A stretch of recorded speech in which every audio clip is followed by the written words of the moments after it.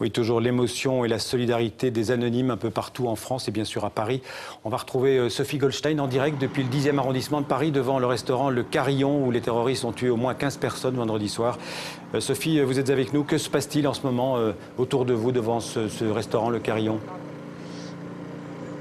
Écoutez, comme vous pouvez voir, il y a beaucoup de monde.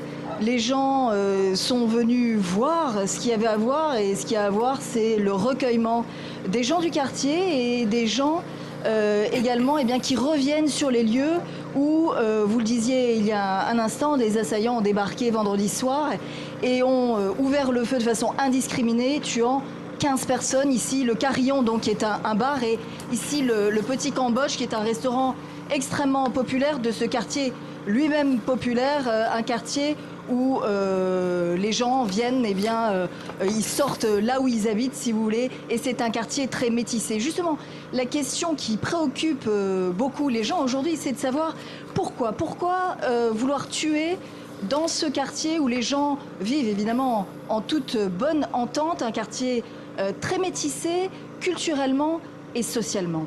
Et nous sommes allés un peu plus tôt, nous sommes allés place de la République à 5 minutes d'ici, où nous avons rencontré énormément de monde aussi, quelques 200 personnes, 200 à 300 personnes se pressaient place de la République. Des gens qui sont venus en famille, des gens qui ne sont pas français mais qui sont venus en solidarité, exprimer leur solidarité avec les victimes, dire leur tristesse, dire le refus de l'amalgame et le refus de la haine. Et je vous propose d'écouter. Je crois que c'est ce qu'on peut faire de mieux, pour moi en tout cas.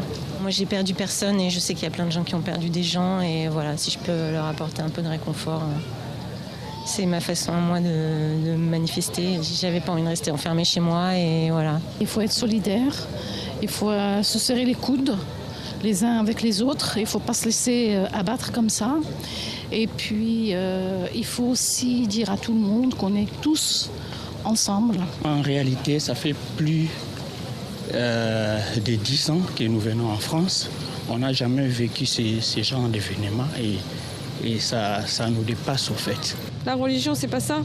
Musulmane, catholique, c'est pas ça la religion. Donc c'est une fausse guerre en fait. Voilà.